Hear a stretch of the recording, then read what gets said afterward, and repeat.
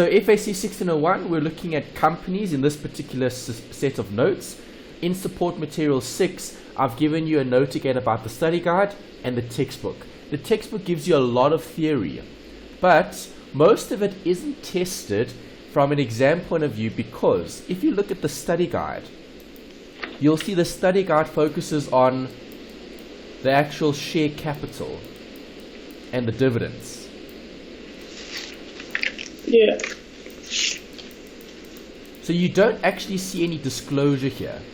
And the reason for that is when you do cover more accounting modules later, you will focus mainly on companies, because you're looking at accounting for the records of a large corporation. From a FAC 1601 point of view, they introduce companies here and they discuss mainly about the financing. Okay, so the buying of shares, the issuing of shares, the selling of shares, those types of things, the paying of dividends. But it's focused on a company. So don't worry too much about the textbook here, because they give you a lot of additional information. They even talk about some of the disclosure. The disclosure is actually identical to a closed corporation, but you do have some additional considerations because this is obviously a company.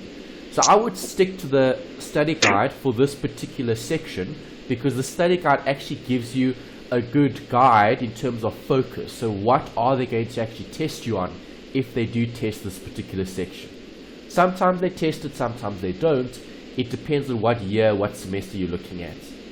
So always try and look at this from a financing point of view. Okay, the capital that you're going to be issuing, and obviously the shares that you're going to be selling in that particular company. Okay. Recap from previous studies. Okay, 1502, you would have discussed the different forms of ownership. You would have covered the sole proprietor. Here in this particular module, we've been looking at partnerships, so that's done. We've now looked at CC, so that's also complete. We're now focusing on the last form of entity, which is the company. Are they a separate legal entity? Yes. Yeah. Yes. What does that mean? That the individuals within the company are liable for the business's debts and their own debts of the company. Okay, if it's a separate legal entity, do the owners make up the company? Yes. No. No, they don't. They can still continue if a partner dies, or if there was a disagreement and there's no more partnership kind of thing, so it will still continue no matter what. Yes, okay, so a separate legal entity means the company is independent and separate from anyone. The employees, separate from the owners, which are obviously the shareholders, separate from everyone, even the creditors and so on. So the company actually exists as its own legal entity. Okay, almost like a being. Okay, it's something that's standalone, that's separate, that'll continue to operate forever, so long as the company continues to be profitable and maybe managing their cash flow as well. Right, so a company is separate. Can you think of some companies? Companies. So won't it be like the JSE, Eskom, Discovery, Liability, Momentum? Okay, good. So yeah, Discovery and Momentum would be examples of private companies. Yeah. You mentioned the JSE. The JSE, yes, is a company. They're also listed on the exchange, but they're a public company, not a private company. And Eskom as well. Eskom would be considered a parastatal. Okay, so a government-owned institution. Okay, you wouldn't call Eskom a company, or you wouldn't say Eskom is a public company or a private company. It's more a government-owned company. So almost like a, let's say, yeah, government parastatal is the best way of putting it. Okay, it's a government organization. It's a company, or it's an organization that's controlled by governments. Yeah. Okay, so Eskom isn't public. You can't go to the JSE and buy shares in Eskom. Okay, Eskom would be considered private but part of government. Okay, so that makes it a government entity. Yes, no, that makes sense. So like Transnet and those other, or PRASA, those are other types of government-owned entities that provide certain goods and services. Yeah. Okay, so public companies would be large companies. Okay, so okay, you mentioned Momentum and Discovery. Obviously, they are listed. Okay, so you can buy shares in Discovery and Momentum. So those are actually public.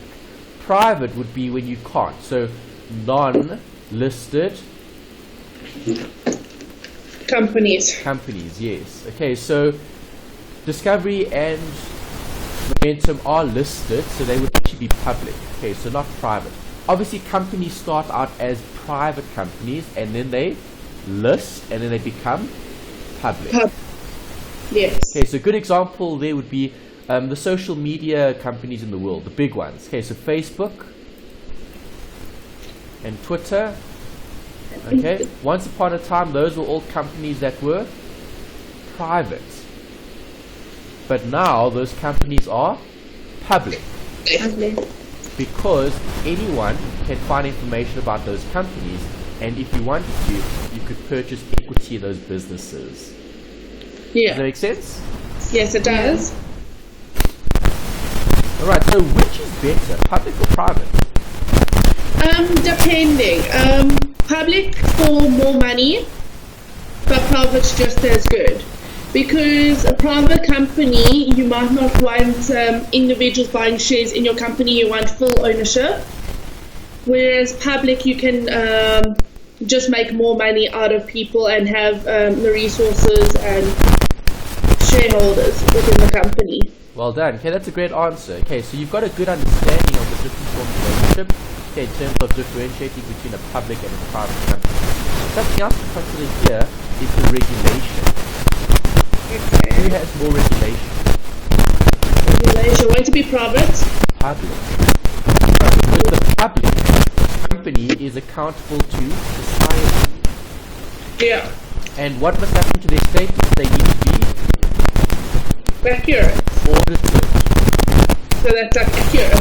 Yes, okay, they have to be audited by external auditors because those reports are then communicated to the world because they're public companies. Yeah, I know that makes sense. Private companies can also be audited, but that's a decision that the private companies get off. It's separate from the JSE, it's separate from all the other owners. Okay, so if they choose to audit their own company as a private company, then that's their decision. Yes. Okay, so that's theory. Something else that we need to look at is the Companies Act. This is legislation. Okay, so you would have touched on this in more detail in company law. Okay, you would have covered the Companies Act, and you probably would have talked about the purpose.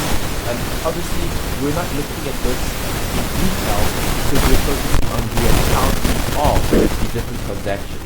What is important, though, when looking at the Companies Act, is that things need to be accurate, and when looking at requirements, the requirements for establishing a company we'll talk about things like authorized shares. Okay, so that's how much they can sell, what they have authorized. If they want to sell more shares, then they need to apply to issue more. And if they've sold shares, then you'll have issued share capital. Okay, so authorized is what they can sell, issued is what they've sold. Yeah. Okay, and that's all part of the company when you establish the company. So when you establish the company, you need to decide how many shares are we going to have, who gets how many shares, what's the control. Right, then you need to classify the company. So is it public? Is it private? That's the consideration. Obviously, with the public company, it's going to have more requirements in terms of regulation. Okay, so the JSE requires the companies to comply with their rules and regulations. Right, so the bigger the company gets, the more law and the more rules and the more, let's say, red tape that you need to comply with. The smaller the company, the less legislation that you need to comply with. You still need to comply with legislation because you're a company, but there isn't as much because you're private versus public. Yeah, no, I agree. Okay. When looking at third parties. What would a third party be for a company? A shareholder. And what else? A member? No. An owner? What about a creditor, eh? A third party would be someone that's outside of the business. So a company, shareholders, and then third party could be like government. Okay, or the creditor, the supplier. Okay, so how do we protect the interests of third parties? Those companies need to be regulated. Okay, the companies need to follow the rules. Companies can't destroy the environment, okay, in the name of profit, because they need to satisfy their shareholders. Government is going to prevent them from destroying the environment. Okay, so think about, let's say, mining. In the mining industry, okay, if you're impacting the environment, normally when the mine closes, you need to put that environment back in the condition that it was before. Okay, they can still be used or habitable, but it shouldn't be harmful to the environment. Okay, well, think about fracking. They talked about fracking a few years back when they were looking for what? Gas in the Karoo. Okay, so obviously government doesn't want them to go and mess up the natural environment in the Karoo in the name of profit, okay, for trying to find gas. Okay, so protecting the interests of the third parties is important, because who always gets paid out first? The creditors or the owners? The creditors. The creditors, always, even for a company. Okay, but would the owners be protected? Yes, they would. Yes, they would. There's a level of protection because they're separate from the company. So the company actually has the liability, not the shareholders. Yeah. What do the shareholders have? Shares within the company. Exactly. Good. So this is the next bit in terms of raising capital. So what benefits are there for starting a company? You gave me a few earlier. The one that we spoke about, which was probably the most important, is resources. If companies are going to be raising capital on the JSE, they can raise a lot more capital. What else would be a benefit for a company? Not equity, finances. Okay, that's all resources. Think about the law. Are they separate? Well, the thing is, they'll be protected by companies, so won't they be protected by the Consumer Protection Act and things like that? Okay, let's talk about the company. What are the benefits for the company? Are they separate? Are companies separate? Are companies separate? Yes. Yes. So, will companies compete? Yes, they will. Yes. Will companies raise? That's another benefit for a company rather than any other form of ownership. Okay, think about a sole proprietor or a partnership. Do those contribute forever? No, because at some point in time the sole proprietor is going to die, okay, or retire, and then the business no longer exists. At some point in time the partners will either retire or leave the business or die. Okay, and if those partners die, the business dies with the partner. Yeah. Okay, or the sole proprietor. If they die, the business dies with the sole proprietor. Okay, but with the CC in a company, does it massively control the company? CC and companies will still continue to operate. Exactly. Okay, so think about some of the big companies in the world. Okay, those companies have been operating for hundreds of years. Yes. Okay, even in that case, you think about our older companies. So like, obviously SAB used to be a public company on the JSE. It's no longer a public company because they were bought out by a large company. Okay, but if I just use that as an example, SAB was operating for over 100 years. Okay, even some of the banks in the country. Okay, the banks in the country also have been operating for over 100 years. Okay, so now, can people live over 100 years? Yes, but the large majority don't. Yeah. Okay, so if we think about a company that's 150 years old, Can someone live to 150? It's possible, but Possibly, impossible. but I don't know of anyone who's 150 years old. Do you? No. Okay, but we know a lot of different companies that are still 150 years old or even older, and they're still going to continue to operate. And they'll still continue to operate for the next 150 years. Yeah. So is that a benefit? It is. It's a benefit for the company. Okay, so resources is one. Obviously, continuation is another. And if they're separate, there's a level of protection. So there's limited liability. That's also another benefit. Okay, this is all theory. Okay, relating to companies. Then you've got these 3 points here. Raising capital, which is either debt or equity. Debt is a liability. Equity is owner's equity. Okay, so capital. If we're relating it to the accounting. Right, so debt would be a liability. Owner's equity will be the capital. So, When issuing share capital, it's done on an exchange. Okay, what is an exchange? drawing? No. No, what is an exchange? Where they issue share capital. Think about the JSE. What is the JSE? Well, you can have shares within the company. So money in exchange for shares. Okay, so it's a marketplace. Okay. Okay, so an exchange is where you exchange cash for something. In this case, equity. Yes. So the exchange is going to be regulated. Remember, the rules are important because who can these companies sell shares to? The public. Everyone, exactly. So if they can sell shares to everyone, we need to make sure that they're following the rules, that they're not acting unethically. Okay, because remember, companies are separate legal entities. It doesn't matter who the owner is, they're going to operate. And if we're just focusing on a company, because it's not a it doesn't have emotions. Companies don't have emotions. Companies don't get upset. Companies don't get angry. Companies are separate legal entities that operate and that are there to do business. Okay, so a company will continue to operate. So there's nothing really stopping the company from acting unethically, okay, or for doing business unethically.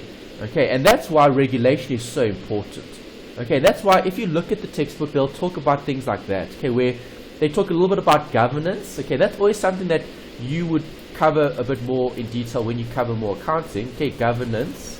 Okay, or corporate governance. Okay, and that's a way to manage what? Those companies. Because those companies, if you think about it, are only focused on one thing, and that's profit. Okay, they should be focusing on the value, but remember, value resonates with people. Value doesn't resonate with a company because a company is focusing on the profit, the operations, the income, and the expenses. Now, that's why large companies need to get large companies need to be regulated, because if they aren't, it creates a problem because they could be doing things that might not be in the best interest of the public or broader society. Okay, so the exchange is something that allows them to sell their shares. Okay, so if they're selling their shares, they first need to list those shares. So an IPO is the first time that companies list their shares. Okay, so when a new company comes to the market, they then need to establish the value. Alright, so who's going to help them with the listing of shares in the JSE? Okay, let's do this as an example. Okay, so let's say you two are running your own private company.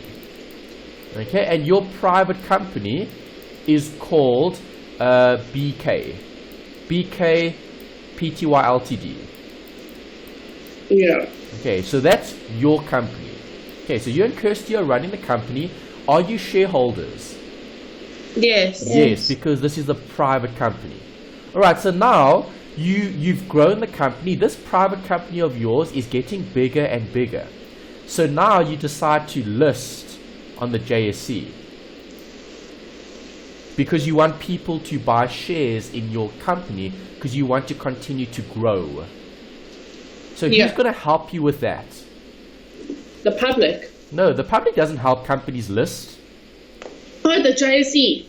The JSE will be part of the transaction, okay? But the banks, the banks help the companies list on an exchange, okay? Because the banks offer services in the financial industry. Okay, so banks offer financial services. So large banks, okay, will have investment bankers, and that's what they do. Okay, they look at listing companies on the JSE, selling equity in those companies. Because think about this. Does anyone know your company, BK Limited? No. No. Okay, so the question is, question mark, how much do we sell your shares at? Well, depending how much, well, it all depends on how many shares you're willing to give away and how much. Well, yes, that's a consideration, but the main consideration is, well, what is your company worth? Okay, can we get 10 Rand a share? Can we get 50 Rand a share? Can we get 100 Rand a share? Okay, no one knows what this company is worth because we need to do some analysis, and that's what the banks do. So when we look at the example, they'll talk about an underwriter. Okay, you've probably heard of underwriting from an insurance point of view. Yes, I have. I hear it like every day of my life. So an underwriter establishes risk. Okay, they go and they determine, well, how risky is this event, and then they put a premium together and they say, well, this is how much it's going to cost you to cover that particular risk. Okay, the same thing happens with companies that want to list. Okay, if BK Pty Ltd wants to list in the JSE, does anyone know BK Limited, Pty Ltd? No one knows this company. Right, so the banks need to market and they need to advertise and they need to get interest in those particular companies. And that's how they raise capital. Because people need to know more about the company before they'll be willing to buy equity in the company. Yeah. Okay, so what are owners of companies called? Shareholders. Yes. So what would their capital be called? Well, share capital. Yeah. Okay, so now do you know another word for capital? Shareholders' capital. Yes. Okay, so capital, remember, is the element. And I can split it into different types of accounts. So what is capital for a partner? Sections and, yeah. What is capital for a partner? Give me the capital accounts for a partner. Current accounts and capital accounts. Good, capital and current. Give me the capital accounts for a CC. Distribution. No. Capital account for a CC. Members' contribution. Yes, members' contribution, sorry. Okay, and now you've got another one. Capital account for a company. Is share capital. Exactly, share capital. Right, so when an owner gives money to the business, okay, let's think about normal sole proprietor. If the sole proprietor gives capital to the business, what accounts do you debit? What accounts do you credit? If they give cash.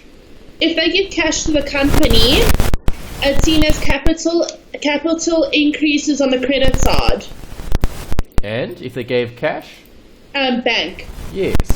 Right, so you're familiar with that, right? Something simple, something easy. That's what you would have done when you had a sole proprietor. Debit the bank, credit the capital, not so? Yes, you would have. Okay, so what do I do with companies? I do the exact same thing.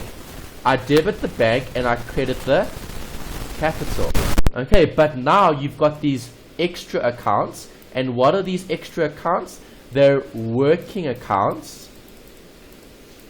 because of timing. Okay. Alright, so companies may not always sell the shares and issue the shares at the same time. Okay, normally there's an application and there's allotment. Okay, so you apply to buy shares, and once it's been approved, you then get the shares that you want to buy. Yes. Okay, that takes a bit of time.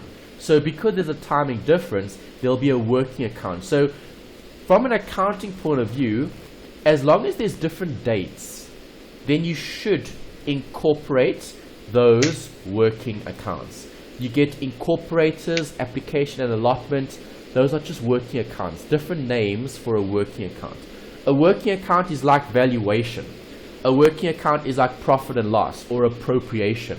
Do those accounts have balances? No. No, they don't. Those accounts are only used to calculate something and then they close themselves off. So you'll never ever see an open working account in the books of the entity. Okay. Alright, so bank and share capital, that's what you need to remember. Okay, so all you need to remember is the blue, the debit and the credit, that's it. If you want to add the funny account in terms of the working, you then just split it into two and you add a debit and a credit for the working account.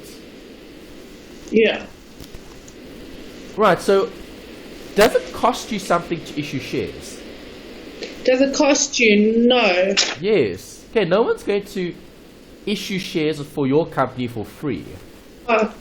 Okay, so is the bank going to charge a fee, a commission? Yes, they are. Yes, they will. Okay, so the banks help large companies to list and to sell their shares and to raise capital. Okay, because the banks have access to those markets. Right, banks operate in that industry. Okay, so for a bank to raise capital, it's easy because they've got the funding, okay, and they've got the relationships with the different investors, okay, and other organizations. So if they are helping companies issue shares, they're going to charge you something for doing so. And if I've got a cost, what type of account is that going to be viewed as? Which of the six? Expense. Yes. Okay, it's an expense. So if it's an expense, what do you do to an expense? Expense is the increase on the debit side. Exactly. Okay, so if I record the expense, I'll increase it. It doesn't matter what the expense is called. The expense could have been share issue expenses. The expense could have been underwriting expenses. As long as there's the cost of issuing shares, that'll be recorded in the books of the entity. Yeah. Okay, so who accounts for the cost? The company that's issuing shares. Yes. Yes. Happy with those reasons? Why? Yes. Okay, bank is obviously decreasing because you're paying those costs. Yes, no, that makes sense. Okay, then we've got a note here about owner's equity and a rights issue or a capitalization issue. Additional shares can be issued from retained earnings. You should know what retained earnings is from the CCs. Do you mind going back just because I didn't get all the reasoning. Okay, Yeah. no problem. Okay.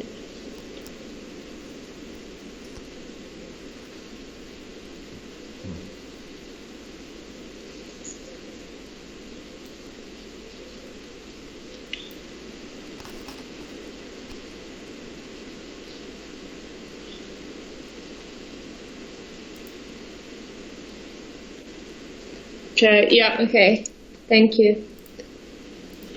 Alright, so do you remember what retained earnings is from CCs?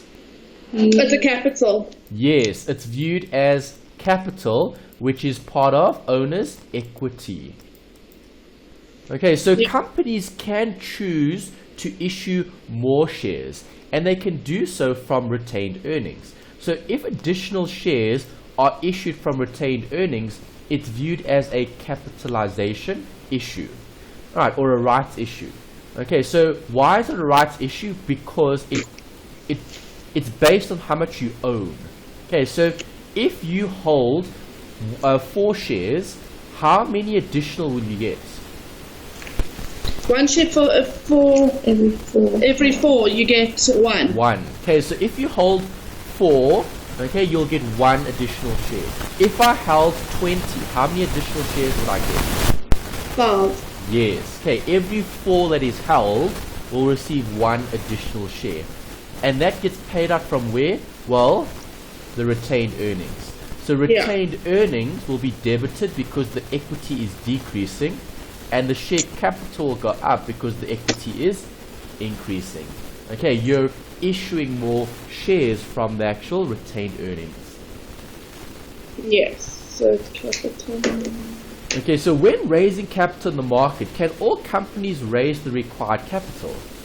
Not all the time. Not all the time. Good. So who assists with the risks of this event?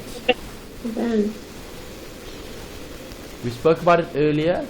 The bank, isn't it? Well, the bank could be part of that process, Underwriter. but who assists with the risk? Underwriter. That's right. Good.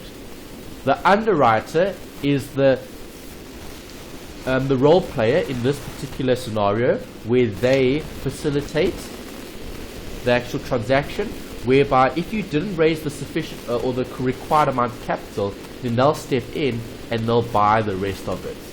Okay, so let's go back to your example, BK, PTY Ltd. Okay, so you guys are running your own private company. You're deciding to list the company on the JSE. That's what you want to do. Do people know BK Limited, PTY Ltd? No. No, they don't. Okay, so what happens if you guys wanted to raise 100 million by listing your shares on the JSE? Okay, is it possible to raise 100 million? Well, if your company is very popular, yes. If your company isn't, then no. Yeah. Okay, so the underwriter helps with that. The underwriter will say, well, we will promise to raise the required amount of capital. Okay, so if you want 100 million in the market, okay, we'll raise it for you. And if we don't raise all of it, so i.e. if the public doesn't buy all of your shares, okay, because who buys shares in the company? The public. Other companies, other businesses, anyone, okay, would be able to buy equity in that business. So let's say they do buy equity, but they only buy 90 million rand worth of shares. Have you raised the full 100 million? Yeah. No. No. So what is the underwriter going to do? The underwriter is going to give you the extra 10 million, okay, for the rest of the shares that you couldn't sell. But then what's going to happen to them? That's the thing. They hold the shares. They hold the equity. They hold the 10 million worth of shares. Okay, so the underwriter carries the risk. Because remember, you're a company and you're wanting more capital. Okay, so as a public company, you can raise capital in the market by asking the public to buy shares in your company. Yeah. When you do this for the first time, it's called the IPO. You saw that earlier. When you first list. Okay, so when you first list your shares on the JSE, it's an initial public offer. And this is where this takes place, where the underwriter gets involved, because you may or may not sell all the shares in your company. Yeah. There's a really good example which we'll look at on Monday. Example 3 in this particular chapter covers it in really good detail. Okay, so I'll recap that. I'll discuss the underwriter's role again on Monday. For now, we're just introducing the new vocabulary. Yeah. Okay. 1 and 2 are pretty easy. We'll look at those today. Okay, just a note about tax. Do companies pay tax? Yes, they do. Yeah. Yes, they do. What is company tax in this country? What is it? 28%, I think. Good. Okay, company's tax is 28%. It didn't change in the budget speech last week, or last month rather. Okay. Right, so are companies separate? Yes. Definitely. So in terms of tax, they need to pay tax separately. There will be a separate calculation. Right, identical to your closed corporation. Because are closed corporations separate? Yes. Yeah. Did CCs pay their own tax? Yes. Yeah. Yes, so the same thing will apply here. You'll have two accounts. You'll have one for the expense, for the income tax, and you'll have one for the liability if you haven't paid all of it yet.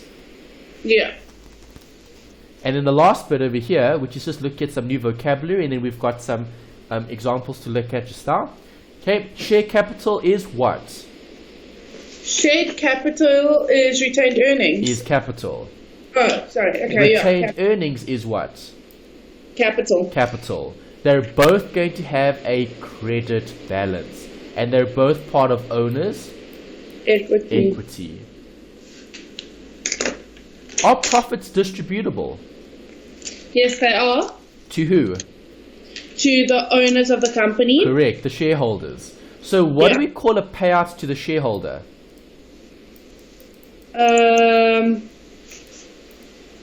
Dividends. Yes, we call it a dividend. Okay, so the dividend is the payout that the owners get for holding equity in the business. Yeah. What type of account is dividend? Okay, now here, this is a bit different. A dividend isn't considered drawings. A dividend is considered an expense, okay, that relates to the owner. Okay. Okay, so a dividend is viewed as an expense because you're paying it. Dividends paid would be an expense. Yes, but it's paid to the owner itself. So Yes. it's an expense to the company. It is an expense to the company. It'll always be an expense to the company because the company is separate. Okay, that makes sense. Okay, so you record it as an expense because it's an expense, but you also capture it there in the statement of changes in equity because it relates to the owner. And we know owners are special. Yes. Owners need to be disclosed separately in a separate statement. Yes. If I pay my dividends, I'll affect the bank. Yes. If I don't pay my dividends, I'll create a liability.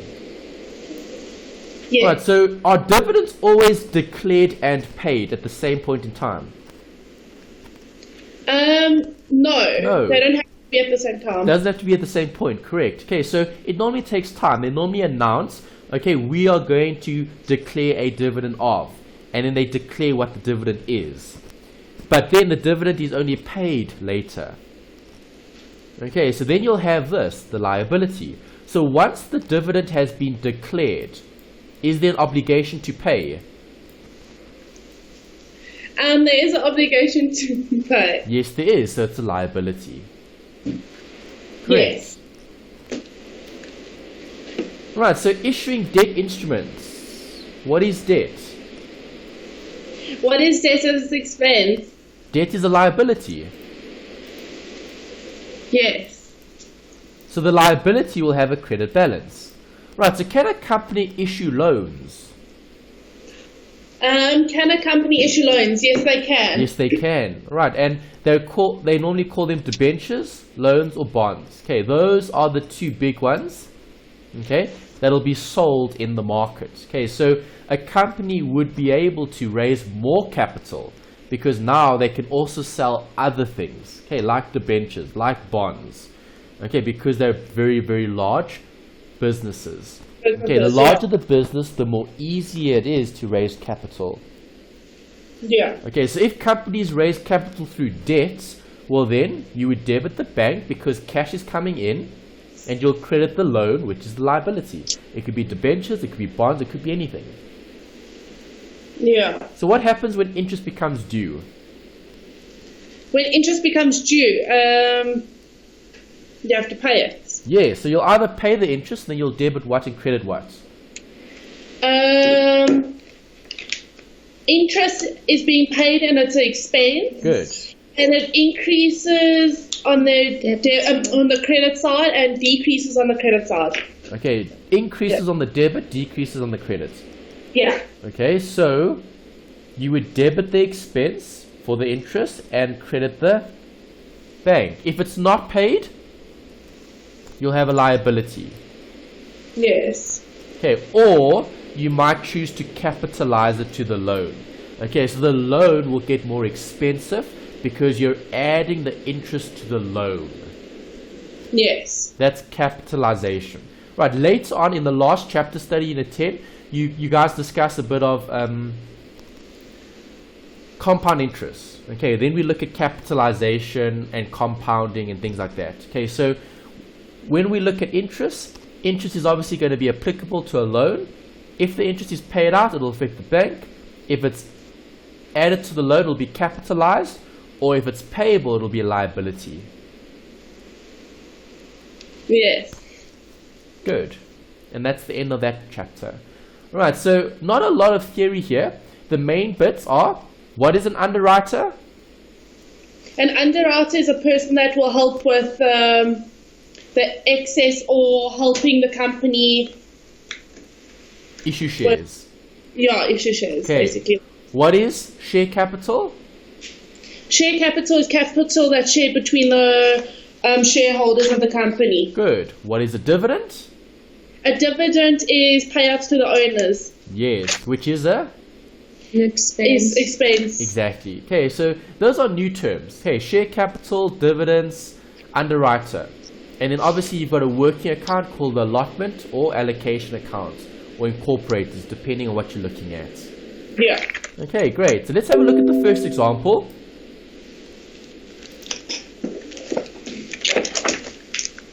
(6.1).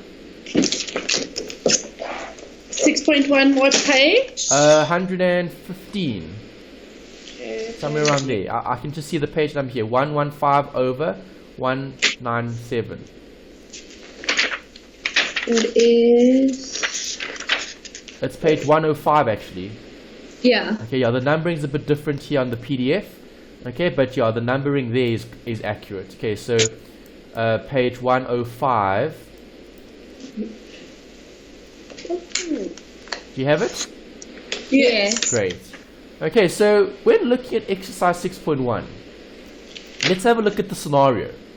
Okay, obviously, if I look at required, they want you to talk about the allotment account and the ordinary and the preference shares in the general journal. Okay, general journal is the best thing to do for these particular transactions because the journal is the workings. Okay, and remember, we like workings. Debit what, credit what, remember? Yeah, we love workings. Yeah, because workings assist with application. Alright, so if you can do workings, always start with those. So let's look at the first bit.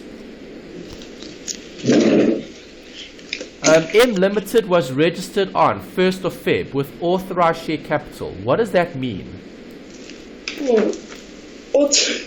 Authorized share capital. That means that the shareholders in the company will share the shares. No. Authorized meaning how many shares that they are, let's say, allowed to sell. Okay. Okay, so this is how much they're allowed to sell. That's what's authorized. Okay. Authorized meaning if they want to sell the shares, they can. Okay. Right, so on 1st of Feb, the company offered 20,000 ordinary shares at a consideration of 200. What's happening here? Are they selling? Yes. Yes. They sold ordinary shares and they sold 10,000 pref shares. What's the difference between pref shares and ordinary shares? Okay, good question. Okay, so ordinary shares are shares that are sold without any, let's say, entitlement to a dividend. Okay, so a pref share, you get preference in terms of the payout of a dividend. Okay. Okay, so preference shares will give a dividend. Right, they didn't tell us what the pref share dividend is here. So they didn't say it was a 5%. Oh, they did. Here's it, a 9%. It is there. Okay, so those pref shares are going to be paying out a 9% dividend. It's preference, meaning they get preference over the shareholders. It's like hierarchy of the equity. Okay. Okay, so 10,000 pref shares at a consideration of 150,000 to the incorporators of the company. Incorporators, they're the ones that started the business. When were the shares taken up? The shares were taken up on the 1st of Feb. No. On the 5th? Yes. Sorry, 5th. Is there a timing difference? Yes, a few days. Yes, there is, a few days. Okay, so let's keep it simple. Because we've got the timing difference, we'll do that just now. But what's the basic transaction? When an owner raises capital in the market, what do? Debit what? Credit what? When an owner raises capital in a market, won't they credit capital? Yes, and debit? Bank. Yes, there you go. You've got the basic account. Okay, so now if you want to get fancy and you want to show the different dates, and this is what I do. I insert 2 lines. Okay, I write the credit there, and I write a debit there, and I put the word The date. allotment account or allocation or incorporation. Okay. So they mentioned this was the incorporators. Incorporators account. Okay, it's a working account or allotment and allocation. Okay, it doesn't matter what you call it. Allotment. It's a working account. It'll never have a balance. Allotment and allocation. Okay. Okay, so then I've got that. How much did they issue? Well, they issued 2 things.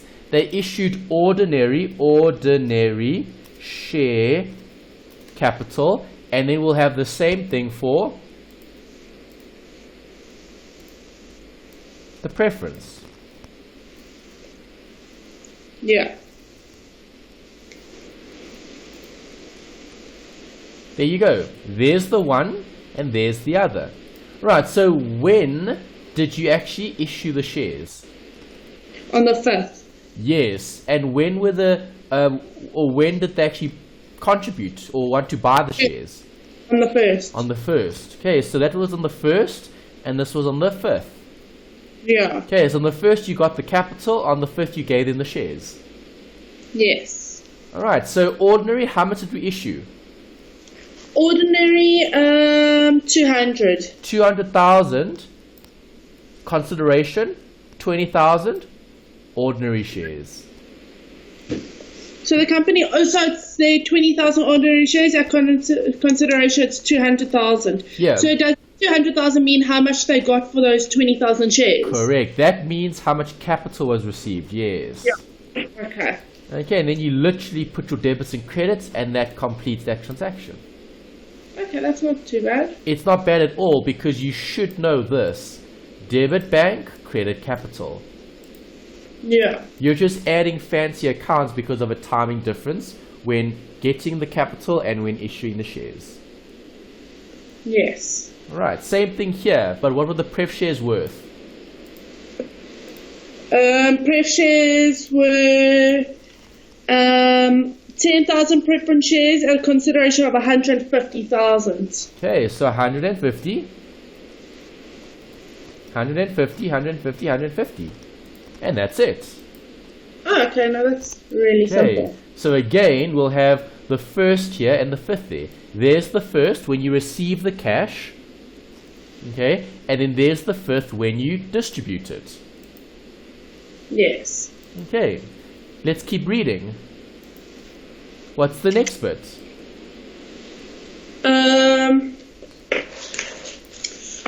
On the 9th of Feb, the company offered 100,000 ordinary shares at a consideration of 1 million and 50,000 preference shares at a consideration of 750,000 for subscription to the public. So what happened? So, they want to put on the market as a public company, so they're Yes. offering 100,000 shares. Good. So they're selling shares to the public. Yes. Okay, so they're selling more shares. Okay, so how or when did these shares get issued? When did they get issued? On the 9th? No. The 8th of May. Yes. Right. On 8th May, all the shares were allotted. Okay? Remember, this is what the company wanted to do. So the company wanted to issue more shares. Yes. When did the applications get received? The 9th. On the 1st. Yes. Okay, 1st of May, applications had been received for the full number of shares. So is this a popular company? Yeah. Yes, it is. Yes, okay, the public wants to buy all the shares that they want to issue. Yes. Okay, so let's go back. How do we issue more capital? Debit, bank, credit, capital. Okay. Does that make sense? Yes. How do I issue more pref shares? Debit bank. Debit bank and credit pref shares. Yes. Okay, now if you want to get fancy because of the dates, then what do? You add 2 lines for the timing difference. But do you have to put them in? No. Well, you do, because if this is a journal, then the journal entries need to occur on the correct dates. Yes. Okay, so when did you get the applications from the public? On the 1st. On the 1st of And May. when did you issue the shares? On the 8th. 8. Yes. Okay, so if we get fancy again, we then take all of that and we put that in the middle.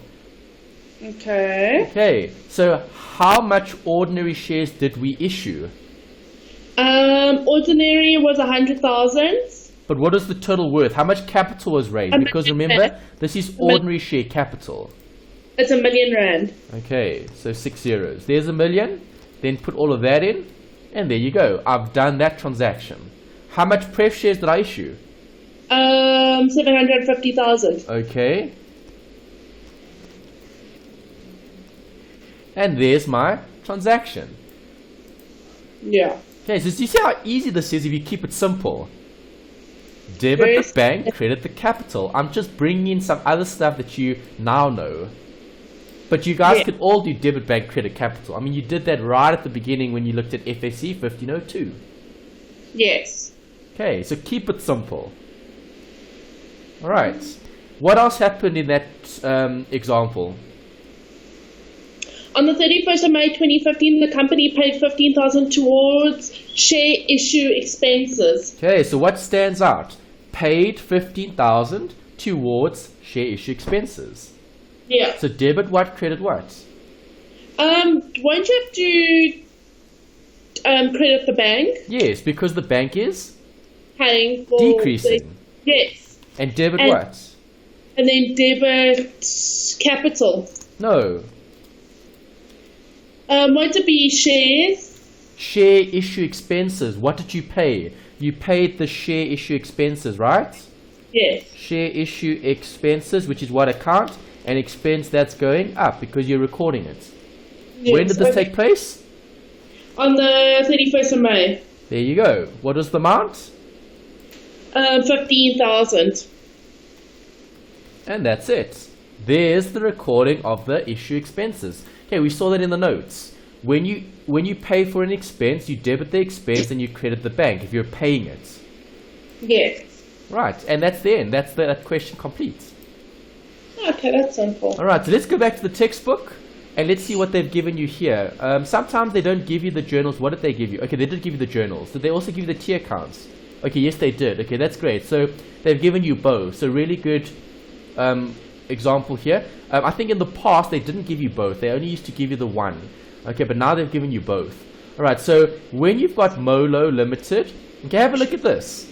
All right, so what have they done here? They've used one transaction. So what they've done here in their book is they've grouped these two transactions together. Okay, they took this transaction on the first. There's the first, right? Yeah. So they took this and they took that and they made that one transaction on the first. There's it. There's the 200, there's the 150, there's the 350 on the first. Yes. Okay. And then later on, they do the 5, which is this. The 200, the 150, the 200 and the 150 for what? The share capital. Okay, so I prefer doing it this way because it makes more sense, because you've got the bank there and you've got the issue there. You've got the bank there, you've got the issue there. Obviously the dates are what I'm writing there on the side. Yeah. Okay. Does that make sense? That does make sense. Great. Okay, so that's example 5.1. Okay, I think we're actually doing quite well. 5.2 is very short. So I think let's discuss 5.2 now. Let's take a break, and then I can even cover 5.3 as well today. Then at least then we can start with the new section next week. So new week, new section. Because this section is so short. It doesn't always get tested. some past papers test it, some past papers don't. So it just depends on what the examiner is feeling like in terms of testing in that particular semester. Yeah. Okay, so we're still doing good. I mean, we haven't even gone for an hour yet, so let's quickly cover example 6.2 because it's so easy. Okay, exercise 6.1 here. Alright, let's do exercise 6.2 at the bottom here. Exercise 6.2. Okay, so if we go back, 6.2 starts there, page 109. Alright, so 109 is looking at what? Issue of capitalization shares. What must we remember from the notes? Well, it gets issued from retained earnings. Yes. Okay, so let's look at the example. The following balances appeared in the books of Z Limited. Share capital, 200,000 shares, 400,000 Rand. Retained earnings, 160. On 1st December 2015, the directors decided to issue capitalization shares in the ratio of 1 ordinary share for every 4 held by the shareholders. So how many shares are held? Won't it be 20? No. How many shares are held? 200, sorry. Yes. Okay. How many shares I'm going to issue? I'm going to issue 1 for every 4 held. Yes. So how much does that give me? Where's my calculator? So it's, okay. So it's 50,000. Yes. So you're going to be issuing 50,000 capitalization shares. Where does that come from? The retained earnings. Yes. Alright, so how much are we going to be deeming this as fair consideration? 100,000. Yes. Okay, so if I'm issuing shares from retained earnings, how do I decrease retained earnings? Well, I first need to understand what it is. Retained earnings is what type of account? Retained earnings is capital. So how do I decrease a capital account? Decrease capital, you decrease it on the debit side. Yes, so debit retained earnings. And what am I doing? I'm issuing more shares. So what do I call shares? Share capital. Ordinary share capital. Alright, what is the total consideration? 100,000, right? Yes. Yeah. Okay, and you issued, this was for the issue of 50,000 more shares. And that's it. Yes. There's the answer. Easy, hey? Yeah. Yeah. Okay, it's a nice section. Okay, it's a short section. Some of the sections are quite short. So, for example, next week, okay, chapter 7 is tough. It's long because it's cash flow. Then you need to change your thinking a bit. Okay, chapter 6 is a nice short section. It's not very difficult as long as you remember the vocabulary. Okay, the only thing new here are those fancy accounts. But you know how to do that. Debit the bank and credit the capital. Yes. Okay, you've got different types of capital. Ordinary and preference. Preference must get paid out a dividend. Ordinary doesn't. Yes. Okay, then here we've got a note about the capitalization issue. I'm issuing more shares from retained earnings. So I reduce the retained earnings and I issue more shares. Yes. Great. Okay, so let's take a break. And then when we get back, we'll do 6.3. 6.3 is a bit longer, but also if you keep it simple, it's quite easy to do as well. Perfect.